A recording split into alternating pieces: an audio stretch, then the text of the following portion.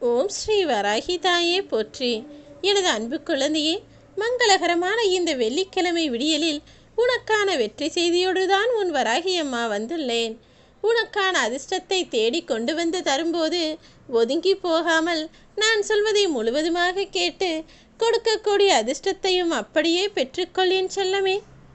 மற்றொருவர் உன்னை நோக்கி ஒரு விமர்சனம் செய்கிறார், உன்னை குறை சொல்கிறார் என்று கவலை கொள்கிறாயா?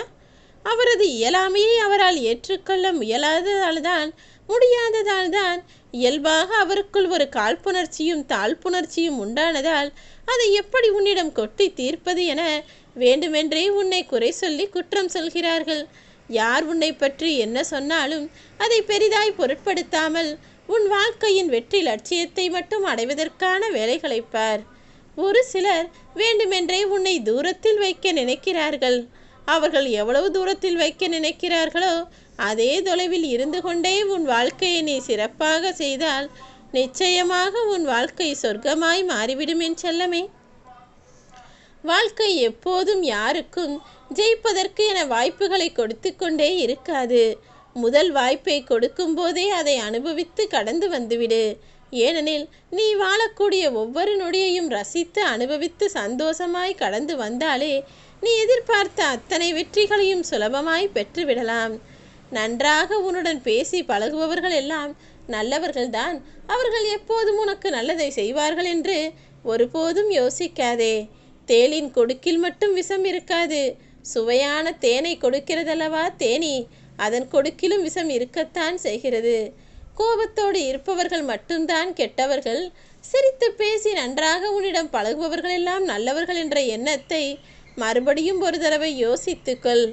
எல்லா மனிதர்களும் கொஞ்சம் கலவரக்காரர்கள்தான். அவர்களுக்கான சந்தர்ப்பமும் சூழ்நிலையும் அமையாத வரையிலும் எல்லாரும் நல்லவர்கள் போலத்தான் காட்டிக்கொள்வார்கள். எப்போது அவர்களுக்கென ஒரு தேவை உருவாகிறதோ, அவர்களுக்கென ஒரு சுயநலமான வாழ்க்கை அவசியப்படுகிறதோ, அப்போதே யாரையும் எதற்காகவும் எதையும் பற்றி யோசிக்காமல் தான் நினைத்ததுதான் சரி என்று தன் வேலைகளை மட்டும் முடித்து கொண்டு யாரை வேண்டுமானாலும் தள்ளிவிட்டு அவர் மீது ஏறி போய்விடுவார்கள். நீ எப்போதும் வெற்றியை பெற வேண்டும் என நினைத்தால் உனக்கான செயல்களையும் திறமையாக செய்ய வேண்டும். உன்னை சுற்றி நடக்கக்கூடிய விஷயங்களையும் கவனிப்பாக உற்று நோக்க வேண்டும். மன நிம்மதிக்காக தான் நான் மனிதர்களுக்கு நிறைய உறவுகளை கொடுத்தேன். ஆனால் கடைசியில் மனதில் நிம்மதியில்லாமல் போவதற்கு அந்த உறவுகளும் அவர்களின் செயல்களுமே காரணமாக ஆகிவிடுவதை இப்போது நான் பார்த்து கொண்டுதானே இருக்கிறேன். படிப்பை தான் நீ சம்பாதிப்பதற்கு வழிகாட்டியாக வைத்து கொள்ள வேண்டுமே தவிர அந்த படித்தால் மட்டும் உனக்கு சம்பாத்தியம் வந்துவிடும் என நினைப்பது தவறான விஷயம். தற்போதைய நிலையில் படிப்புக்கேற்ற சம்பாத்தியம் என்பது எல்லாருக்கும் அமைவது கிடையாது. நீதான் எந்த வழியில் எந்த செயலை எப்படி திறமையாக செய்தால் வெற்றி பெற்று வாழ முடியும் என உனக்கான நல்ல வழிகளை யோசிக்க வேண்டும். நீர் இல்லாத குளத்தில், நீர் வற்றி போன குளத்தில் மீன்கள் வாழ முடியாது. அங்கு பறவைகளும் வருவது கிடையாது.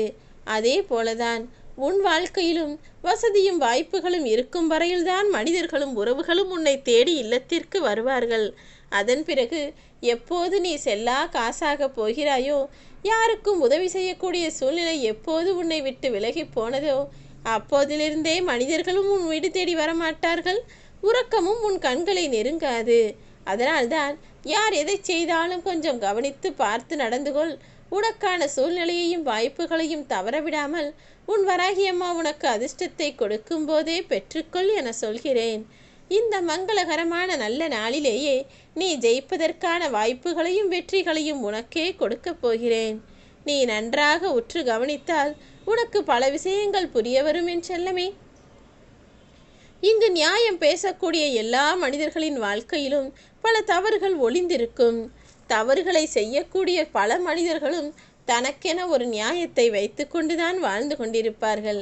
ஆக இந்த உலகத்தில் சரி தவறு என எதுவுமே கிடையாது. சரியான மனிதர்களும் தவறு செய்பவர்களாக இருக்கிறார்கள். தவறான மனிதர்களும் சரியான செயல்களை செய்யக்கூடியவர்களாக இருக்கிறார்கள். இதில் நீ யார், நீ எப்படிப்பட்ட ஆளாக வாழ நினைக்கிறாய் என்பதை நீயே முடிவெடுத்துக்கொள் என் தங்கமே. வாழ்க்கையில் உன்னையே அறியாமல் வரும் ஆனந்த கண்ணீருக்கும் ஆனந்தமான அற்புதமான சிரிப்புக்கும் மிகவும் மதிப்பு அதிகம். அப்படி உன்னையே மறந்து நீ சிரிக்கக்கூடிய அளவிற்கு எப்போதாவது தானே ஒரு சில நிகழ்வுகள் நடக்கிறது. அப்படி நடக்கும்போதே நன்றாக வாய்விட்டு சிரித்து சந்தோஷமாக உன் வாழ்க்கையை வாழ ஆரம்பி. மதிக்காதவர்களிடம் போய் நீ பணிவோடு பேச வேண்டும் என்கிற அவசியமே இல்லை. ஏனெனில் உன்னை மதிக்காதவர்களுக்கு நீ மரியாதை கொடுத்தால் அது உன்னை அடிமையானதாக மாற்றிவிடும். அதே நேரத்தில் உனக்கு மதிப்பளிப்பவர்களுக்கு நீ ஒருபோதும் மரியாதை குறைவாக நடத்தக்கூடாது. அதே போல உனக்கு மதிப்பையும் மரியாதையும் கொடுக்கக்கூடிய மனிதர்களிடம் நீ கோபத்தையும் காட்டக்கூடாது என் செல்லமே. அது உன் ஆணவத்தையும் அதிகாரத்தையும் அல்லவா காட்டுகிறது. உனக்கு யார் மதிப்பு கொடுக்கிறார்களோ அவர்கள் கொடுக்கக்கூடிய மதிப்பிற்கு இருமடங்காக நீ அவர்களுக்கு மரியாதை செலுத்து. யார் உன்னை மரியாதை குறைவாக நடத்துகிறார்களோ அவர்களை சற்றும் மதிப்பளிக்காமல் கடந்து போக தயாராகு.